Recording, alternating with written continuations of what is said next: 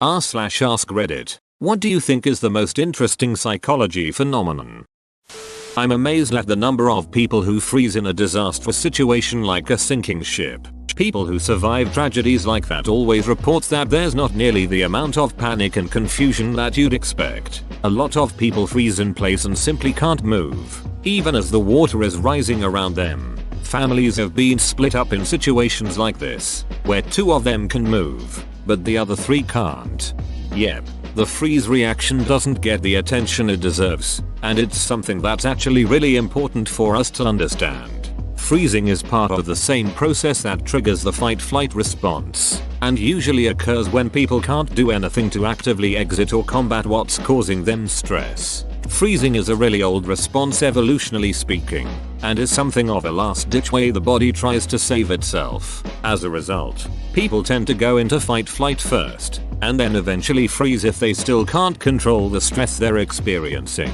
On the practical side, this has some hugely important implications for helping people in distress. If someone who is panicking suddenly becomes much less responsive or almost catatonic, they're not okay. It can look like they've calmed down, but most likely they've just entered the freeze response. That means that as their stress does reduce, they're going to go back into fight-flight before they actually get to a point where they feel better.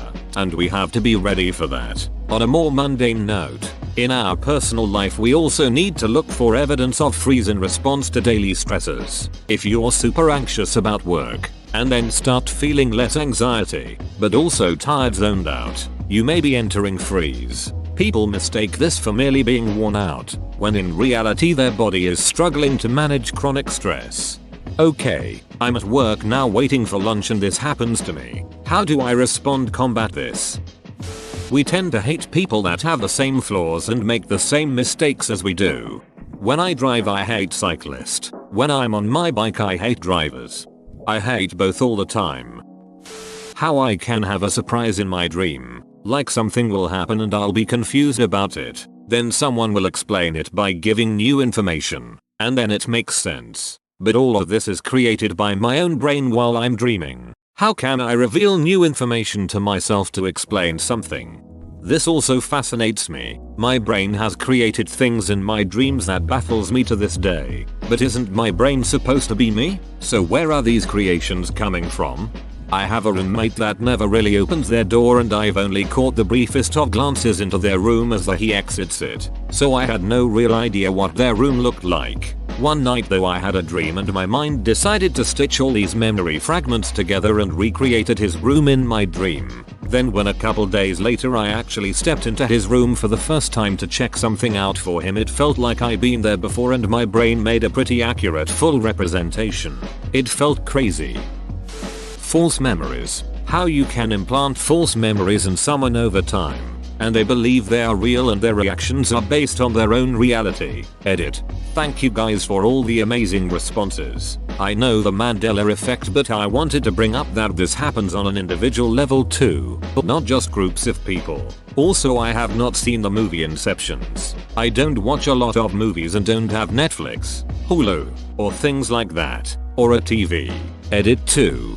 Thank you guys for showing me many more phenomenal information about memory. I had no clue. My own personal experience with this. When I was 9 years old I was hospitalized with severe asthma that nearly killed. Blood oxygen level was 62. The entire hospital stay was such a blur because my brain was not functioning properly. Both my parents were in custody battles and tried to convince me the other parent never once stepped into my hospital room. The last time I spoke with my mother, about a decade, I am sure she would still say my father never visited me. Luckily my grandma, the voice of reason and sanity in my childhood, simply said to me, "They both visited you. They are both telling you lies." This is actually a real problem when trying to solve bad traffic accidents. When people are in shock, even the questions by the police can make them think that something happened. That's why eyewitness testimony is unreliable unless there are 2 or more corroborating witnesses. The placebo effect. The idea that belief in something can actually have a positive impact on the body just seems so crazy to me. Also helped me realize inversely why stress and anxiety can take such a toll on you.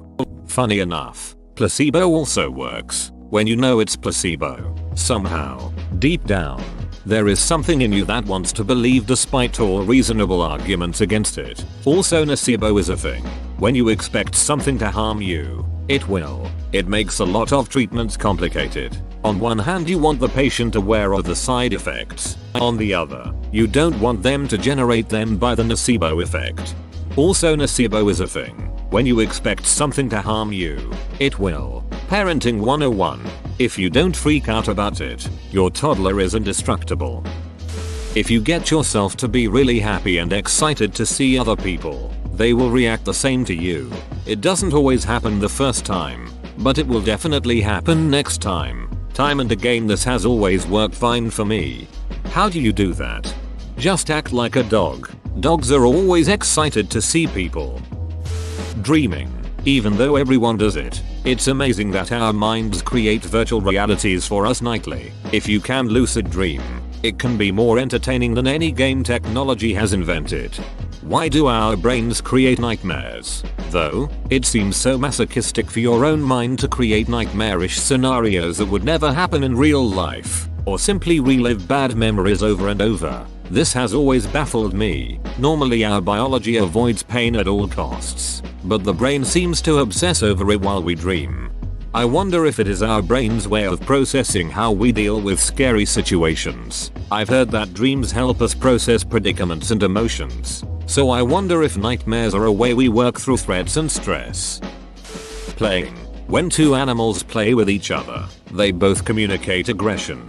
They show fangs, claws, they bite, they go for the neck, etc. Everything about it should communicate danger, but they never feel endangered, even when one animal accidentally hurts another. This happens even when animals are playing with animals they have barely known for some time. It blows my mind how the right context completely transforms all the communication between animals who play. My understanding is that dogs have little pauses throughout a play fight that confirms it's just playing, and that dogs get so riled up when humans play fight because they sometimes can't tell when it's for real. Have you ever had a dog sneeze at you when it's showing its fangs and goofing off? That's another way they communicate play. I love dogs. Yo yo yo. Bro, it's okay. Achoo. See, I'm just playing. Bro, achoo. Deja vu. To have such a strong feeling that an instance has happened before is crazy, like you experienced it in the past, or dreamed of it. The other vus are fascinating too.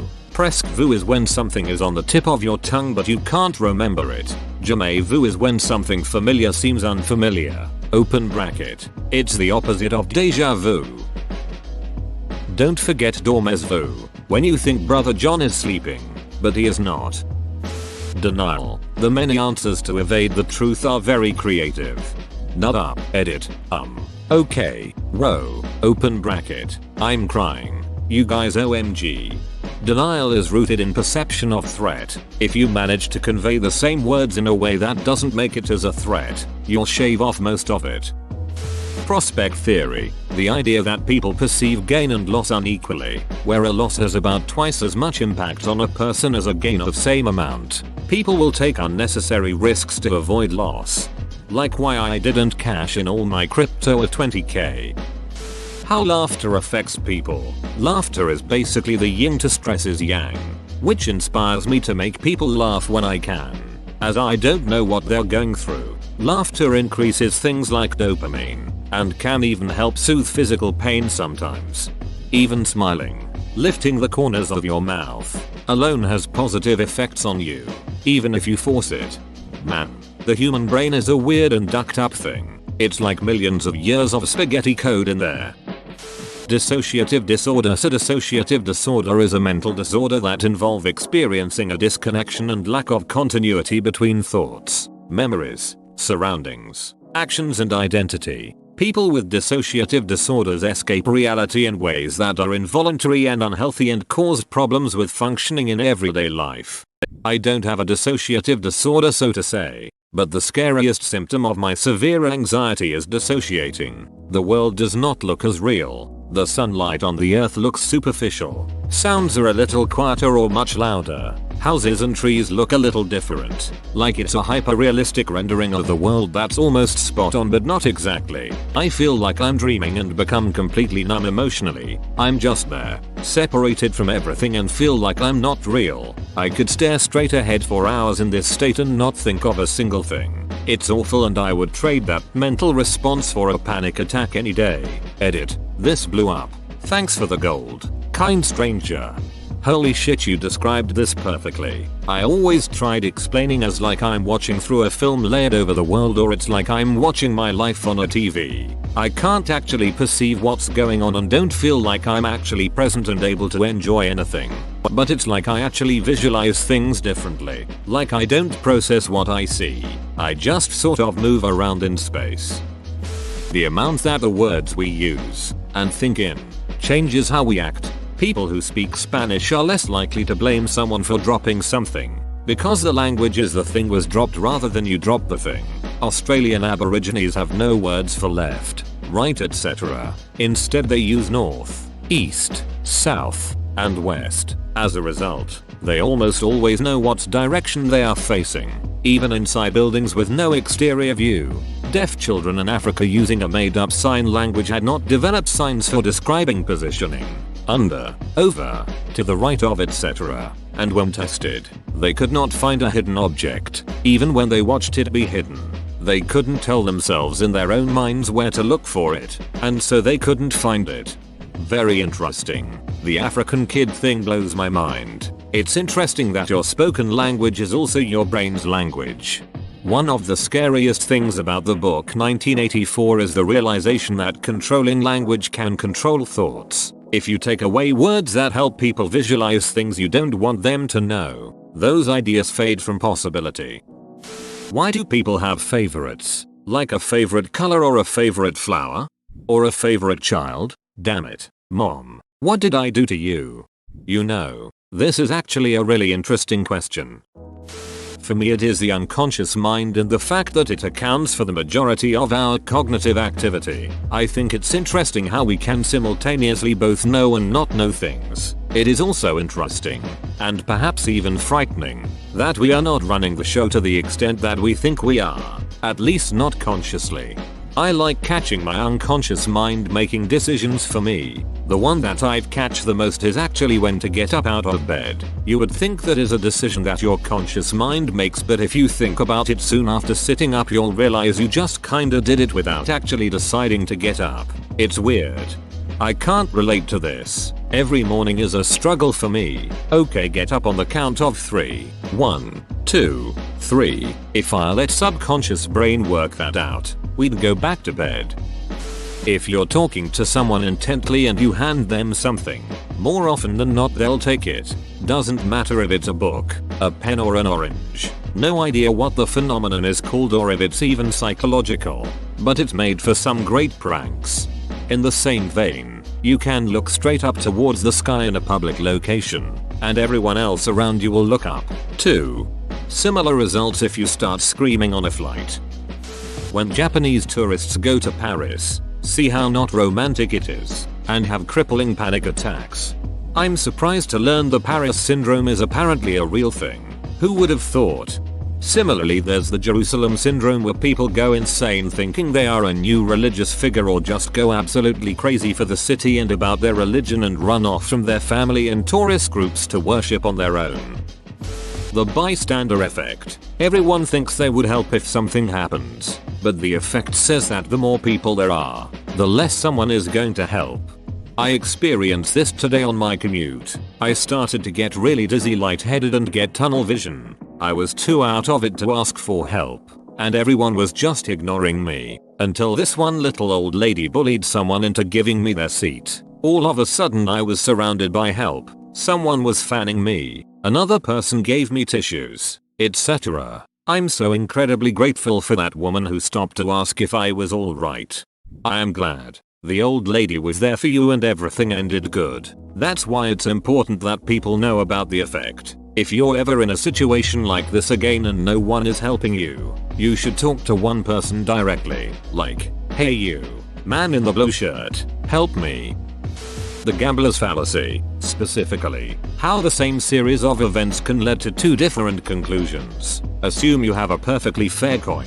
You toss it 5 times and get 5 heads. You then ask 2 people what they think the 6th toss will be. Person A thinks that heads is obviously on a roll, so he bets on heads. Person B thinks that heads has happened too many times, which means that tails has to come up, so he bets on tails. They're both wrong. The odds of the 6th throw remain the same, regardless of what happened in the past. Open bracket. Note that this only works if the coin is fair.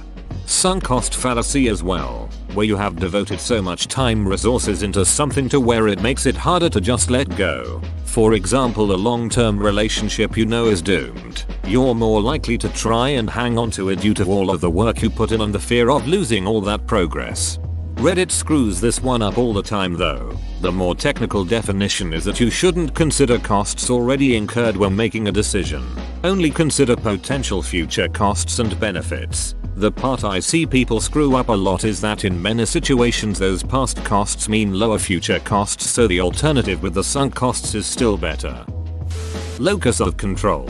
Lock basically is how you view control over your own life. People either have an internal lock where they believe they have the power to control their own lives, or an external lock where you believe everything in life comes from a source other than yourself. I got fired because my boss hates me. I was late because traffic, etc. Now, what's interesting is that studies have shown people with an internal lock find greater satisfaction and success in almost every aspect of life, except one. Being in a nursing home drives internal lock people crazy while external lock people thrive.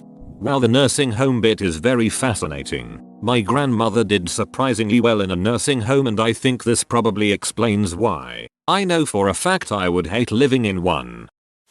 Synesthesia. This happens when you experience one sensory stimulus and it triggers another. For example, you hear a splash and think of the color blue. I get this quite vividly with tastes. If I see a plastic fork, I always taste ketchup for some reason. I only learned about this years ago, but would always get weird looks as a child when trying to describe songs by color. Hey, what's that one Linkin Park song that sounds like green lightning with silver X's floating through it? Double quote. Up edit. Song was points of authority. I have this with numbers and words. When I was so little, probably 4 years old or even less, I loved the numbers 6, 8 and 68 because they were cute, young girls. 6 is also pink for me, 8 is more like golden or even silvery. 6 is extremely girly, 8 is more mature, a young adult.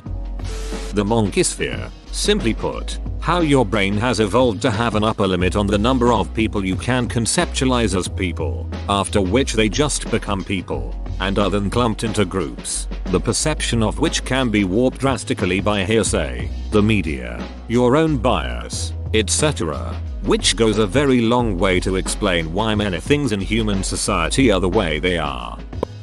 Cotard delusion, aka walking corpse syndrome, where the sufferer genuinely believes that they are dead, don't exist, or have no internal organs. Absolutely crazy. I can't imagine what it feels like walking around feeling actually, genuinely dead. I experienced this for a period of time after my dad passed away when I was younger. It was terrifying and traumatic. I felt as if I was hollow inside, with no organs or vessels, just empty muscle, and was a ghost that everyone else could see. Thankfully those delusions don't plague my life anymore, but it was so dark and awful. Childhood amnesia. The fact that up until a certain point you don't remember things. My first memory isn't until I was 6. My wife's is when she was 2. Hers seem to be emotionally based, so they're sparse and fleeting. Mine are like I just suddenly had a switch flipped, and there I was. You skipped your backstory. How people who hate themselves hate people who like them. How can I not think my friend is a shitty person when I look at who he hangs out with? Well, at least they are being consistent. Tholiada. That 2 people can have the same shared psychosis or better yet hallucinations is just insane. The transference there. As a psych major this one gets me. I'm going to psych nerd out a bit, since I did research on this phenomenon. but facial information processing errors associated with depression are super interesting. Folks with major depressive disorder, MDD, are actually way more likely than their peers to misidentify and selectively focus on emotional responses from other people. They have a much higher risk of misperceiving neutral faces as negative, and for missing facial cues that indicate positive information.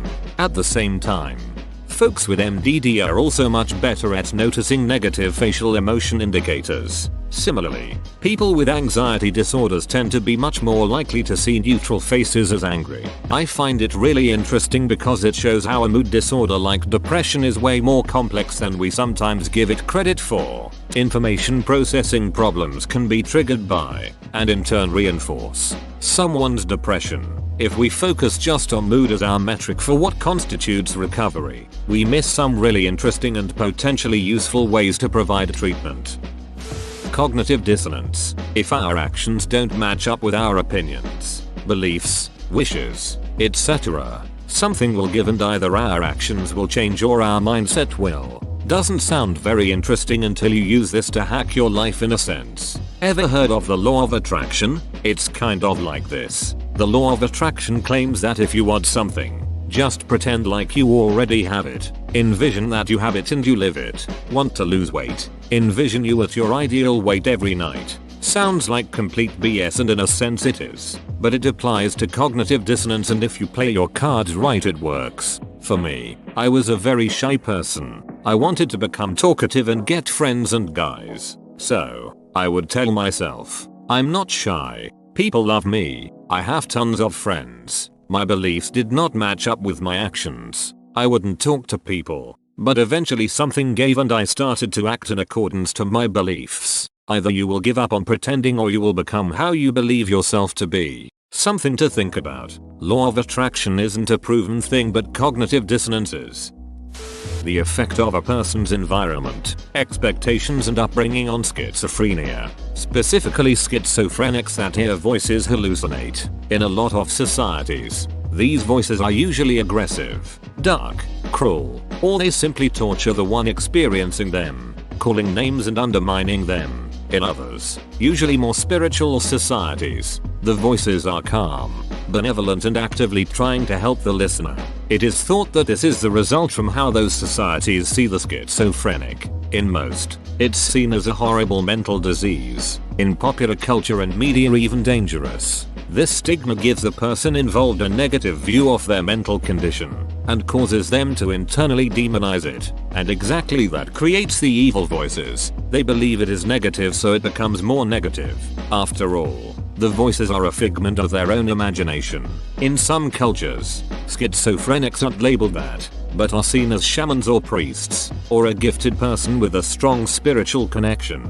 The voices are interpreted as guides, deceased ancestors, or even God self. They don't perceive it as an evil, so the voices do not become evil. The person hearing them doesn't suffer that much from it, of course. Feeling a sense of grandeur because of your mental state is also not a healthy thing. But for the one involved, it is a better alternative than being tortured by voices telling you you're trash or that you should do horrible things, or just screaming, making noise. It can be treated with antipsychotics to a certain degree, but it would be lovely if one day we as a society could look at schizophrenia in a more healthy manner, so that those who have it aren't as plagued by it, because they have a more neutral view of it. I hope it is possible someday.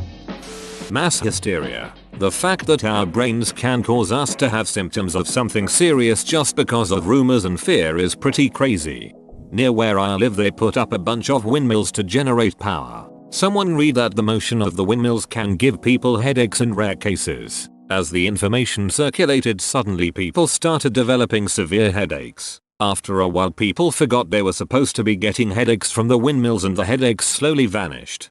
Phantom limb syndrome. The ability to feel sensations and even pain in a limb or limbs that no longer exist. Phantom limb syndrome is characterized by both non-painful and painful sensations. Non-painful sensations can be divided into the perception of movement and the perception of external sensations. Exteroception, including touch, temperature, pressure, vibration, and itch. Pain sensations range from burning and shooting pains to feelings of tingling pins and needles, while phantom limb syndrome occurs only in amputees. Phantom sensations may be perceived in people who have survived strokes but lost function of certain body parts or who have spinal cord injury or peripheral nerve injury.